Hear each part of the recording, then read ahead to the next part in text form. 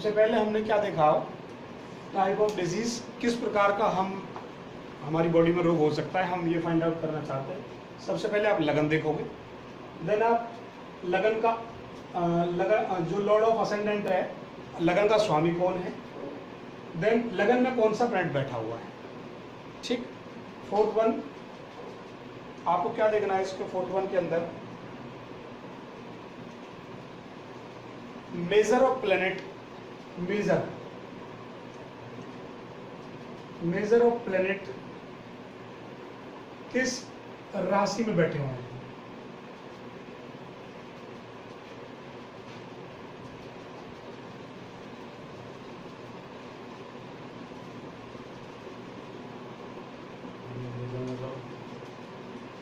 मतलब ज्यादातर प्लैनेट कौन सी राशि में बैठे हुए हैं, किस नक्षत्र पर बैठे हुए हैं, अभी बताऊंगा प्रैक्टिकल के रूप में।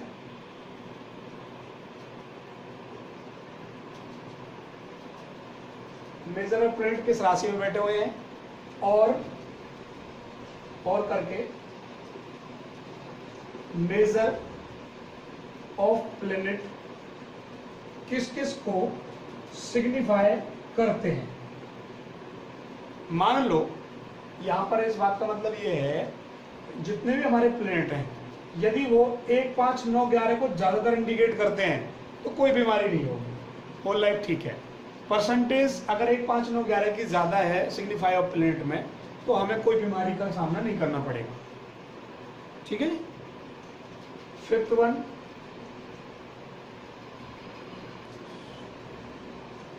वन हो गया कारक।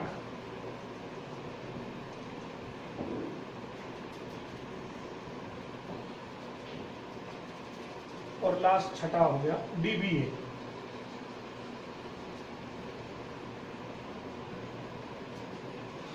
ये स्टेप है किसी भी बीमारी को बॉडी में पकड़ने के लिए कि क्या बीमारी में बॉडी हो सकती है, टाइप किस प्रकार की बीमारी होगी। अब मैं आपको प्रैक्टिकल करके बताऊंगा कि कैसे ये बीमारी आप पकड़ी जाएंगी, कैसे आप इसको देख पाओगे, आसानी से इन्हें समझ पाओगे। देख, ये मैंने आपके सामने हॉरोस्कोप ओपन किया हुआ है, ये कन्या लगन का इस समय हॉरोस्कोप ओपन हुआ है।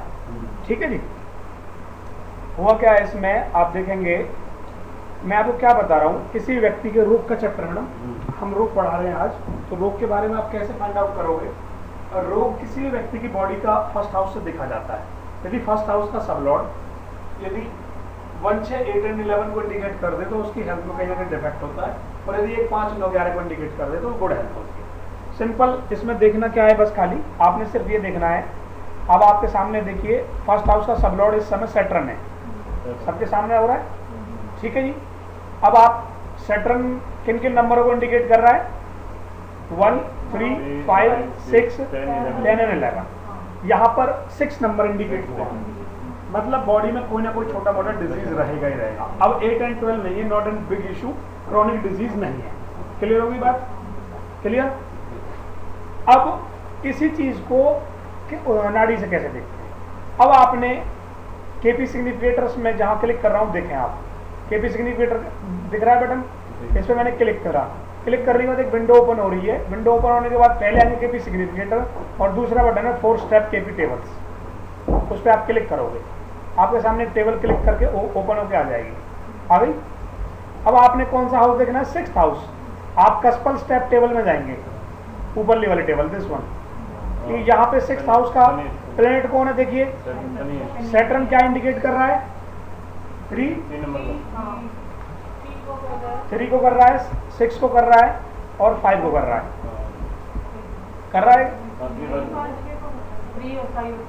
ठीक है। अब उससे अगली टेबल में जाएंगे, वो उसका नक्षत्र कौन हो गया, मंगल हो गया। वो क्या इंडिकेट कर रहा है, और सब लॉर्ड कौन हो गया, 10 को और 12 को। अब आप आसानी से देखिए, अब इन तीनों नंबरों को यहाँ पे आराम से लिख लीजिए। सैटर्न 6th हाउस ने क्या क्या नंबर दिया आप लिखो, बोलो एक बार। 3, 5, 6 ये तो प्लेनेट के हो गए, नक्षत्र के 10, 3, 8 और नक्षत्र के हो गए, सब लॉर्ड के 10, 12। अब बड़े आप ध्यान से देखो इसमें स्टेप जो मैं कल बता रहा था वो यहाँ मिल जाते हैं, अब वहाँ भी मिलेंगे। ये तो आपके नंबर आ गए सर। ठीक है। अब मैं क्या कर रहा था, इसके अकॉर्डिंग सबलोड कौन था इसका? अब आप देखिए 6th हाउस का सबलोड कौन है? सूर्य मैडम। सबलोड कौन है? और किसके नक्षत्र में है सूर्य? सूर्य किसके नक्षत्र में है? जुपिटर के। जो ये है इसको बोलते हैं सबलॉर्ड और इसको बोलते हैं सबलॉर्ड इन स्टार। कोई दिक्कत इस बात में? ये कौन कौन से नंबर को इंडिकेट कर रहा है? सूर्य के नंबर बोलो जी। 1, 4, 7, 10, 12। गुड। और जुपिटर कौन कौन से नंबर को इंडिकेट कर रहा है? 1, 4, 7, 11। दोनों को आप कॉमन कर लें। क्या नंबर निकल गया है? 1, 4, 7, 10, 11। ये आपके सामने नंबर से निकल गया। अब हमने देखना क्या है, अब आप यहां भी देख लें और यहां भी देख लें। यहां पर 8 है, 12 है, 6 है। क्लियर हो गया? यहां पर क्या है? ओनली 12 है। ठीक है, ये चीज अब दोनों चीजों से हम कॉमन कलर करके बता रहे हैं आपको बात। यदि हम 6th हाउस फाइनल देखने के लिए देखते रो को फाइनल करना हो तो 1st हाउस से, अगर छठा भी उसे यस कर देता है तो 100% बात बन जाती है। वाइस वर्सा चेक करते हैं, ठीक है ना। तो 6th हाउस का सबलॉर्ड यहाँ पर 12th हाउस को इंडिकेट करता है। इसका मतलब ये हुआ कि ये व्यक्ति लाइफ में हॉस्पिटलाइज तो होगा ही होगा, हॉस्पिटलाइज तो इसको जाना पड़ेगा।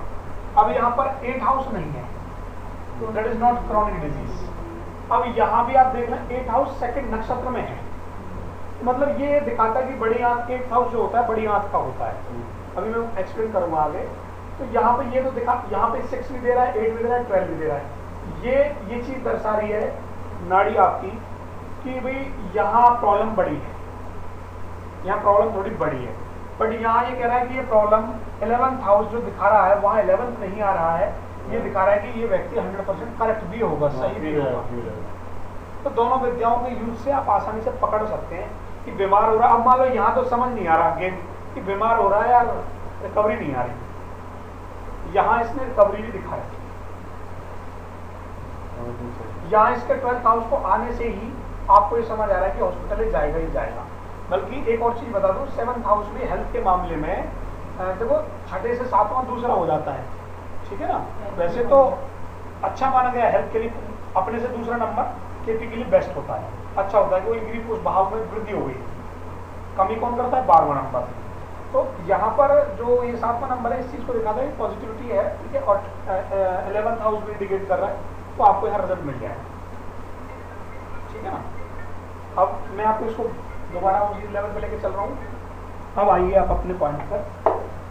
मेन पॉइंट आपने क्या याद रखना है भाई, अगर ये इन नंबर को इंडिकेट करता है तो व्यक्ति की गुड हेल्थ होगी, और अमित और इन नंबर को इंडिकेट करता है तो बैड हेल्थ, नंबर 1। अब बढ़ते हैं हम थोड़ा सा आगे। अब भारतीय ज्योतिष भी इन्वॉल्व कर लेते हैं। देखो हमें सारे रास्ते पता होना चाहिए, ठीक है। मैं आपको खाली ये वर्ड बता दूं और आधी चीजें ना बताऊं ना तो आप आधे ही खिलाड़ी बनाओगे। जो लोग नंबर्स बता देते हैं, नंबर्स दैट्स गुड, मान लिया मैंने, अच्छा है, सब कुछ बढ़िया, पर हमें सारी चीज पता होनी चाहिए, नॉलेज होनी चाहिए। अब लिखिए थोड़ा सा इसमें, बीमारी 6ठे भाव से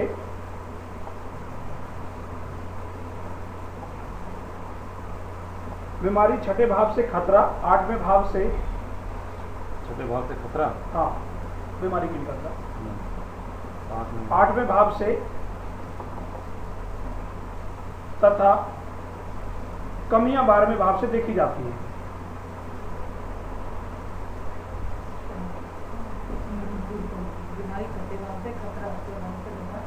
वो इसी की भाषा में ही है, मेडिकल की भाषा।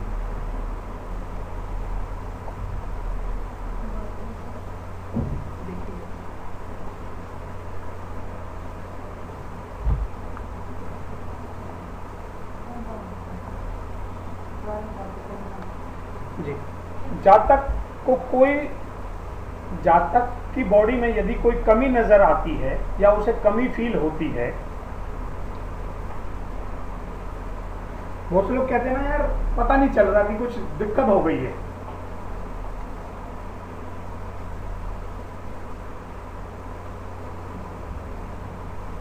जहाँ तक कई बार हम फील करते हैं कि हमारी बॉडी में कुछ कमी लग रही है और पता नहीं डॉक्टर पकड़ नहीं पा रहा है, तो क्या करना है वो भी है इसका इलाज। इम्पोर्टेंट, जहाँ तक यदि अपनी बॉडी में कोई कमी फील करे तो हमें 12th हाउस को देखना है। यदि जहाँ तक 12 भाव देखना है, कोई कमी फील करे तो 12th हाउस को देखना है। ठीक है, 12th हाउस का उपनक्षत्र 12th हाउस का उपनक्षत्र यदि 6, 8, 12 को इंडिकेट करे,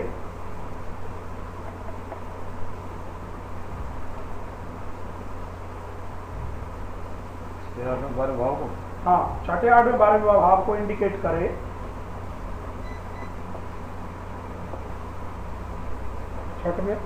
छठे 8वें 12वें भाव को इंडिकेट करे, तो कहीं ना कहीं बॉडी में कमी होती है।